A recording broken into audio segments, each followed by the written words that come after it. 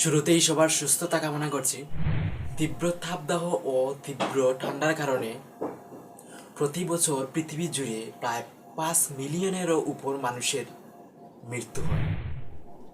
World health organisation এর report অনুযায়ী 1998 থেকে 2017 সাল পর্যন্ত বিশ্বজুড়ে 1,66,000 মানুষের মৃত্যু হয়েছে, যার মধ্যে শুধুমাত্র ইউরোপে মৃত্যু হয়েছে 77,000 জনের 2003 সালে।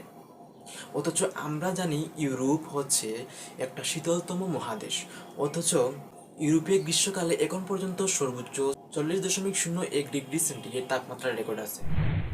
দ্য ডেইলি স্টারে প্রকাশিত দ্য গ্রান্থাম ইনস্টিটিউট এর গবেষণা অনুযায়ী দেখা যায় 2017 সাল থেকে 2021 সাল পর্যন্ত এই অতিরিক্ত তাপ প্রবাহের জন্য বাংলাদেশে 1430 জন মানুষের মৃত্যু হয়েছে। বাংলাদেশে 2023 সালে এপ্রিল থেকে 7 জুন পর্যন্ত তীব্র তাপদাহের কারণে হিটস্ট্রোক হয়ে 20 জন মানুষের মৃত্যু হয়েছে, যাদের মধ্যে 1 জন শিশু, 5 জন মহিলা ও 14 জন পুরুষ। এদের বেশিরভাগই নিম্ন আয়ের শ্রমজীবী মানুষ। এই তীব্র তাপদাহে মৃত্যুর প্রধান কারণ হচ্ছে হিটস্ট্রোক। এই হিটস্ট্রোক কেন হয়? হিটস্ট্রোক মূলত হয় তীব্র রোদের কারণে, অর্থাৎ তীব্র রোদে থাকলে ও প্রচণ্ড গরমে শরীরের তাপমাত্রা অনেক বেড়ে যায়, 104 ডিগ্রির উপরে চলে যায়, যেখানে শরীরের তাপমাত্রা সাধারণ হচ্ছে 98 ডিগ্রি ফারেনহাইট। এছাড়াও তখন ওই মুহূর্তে শরীর থেকে পানি শূন্য হয়ে যায়। কাদের হিটস্ট্রোক হয়? বয়স্ক ব্যক্তি, শিশু, শ্রমজীবী মানুষ, যাদের হৃদরোগ ও ফুসফুসের সমস্যা আছে, এরপর ক্রীড়াবিদদের। এখন কিভাবে বুঝবো যে একজনের হিটস্ট্রোক হয়েছে বা আমার নিজেরই হিটস্ট্রোক হয়েছে? অনেক সময় মানুষ বুঝতেই পারে না যে তাদের হিটস্ট্রোক হয়েছে।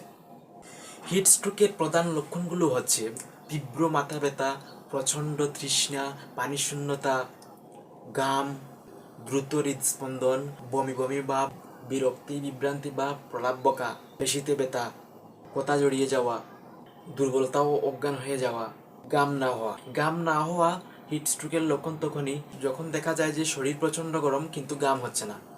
শরীর সাধারণত প্রাকৃতিকভাবে ঘামের মাধ্যমেই শরীর শীতল করে। এখন যদি কারো হিটস্ট্রোক হয়ে যায় তাহলে প্রাথমিক অবস্থায় করণীয় কি? আক্রান্ত ব্যক্তিকে দ্রুত ঠান্ডা স্থানে নিয়ে যেতে হবে। গাড়ে, চোখে, মুখে ঠান্ডা পানি দিতে হবে। প্রয়োজনে স্নান অথবা গোসল করালে ভালো হয়। প্রচুর পরিমাণ পানি পান করাতে হবে। প্রয়োজনে এসি বা ফ্যানের নিচে রাখতে হবে। তবুও অবস্থার উন্নতি না হলে সময় নষ্ট না করে দ্রুত হাসপাতালে যেতে হবে।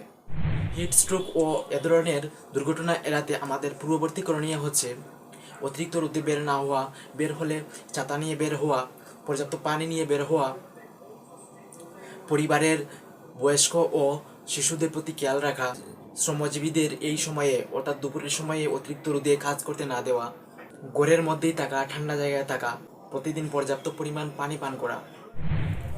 ভিডিওটি বন্ধুবান্ধব ও আত্মীয় স্বজনদের মধ্যে শেয়ার করে সবাইকে অবগত করুন। সবাই সুস্থ থাকুন, ভালো থাকুন। ধন্যবাদ শেষ পর্যন্ত দেখার জন্য।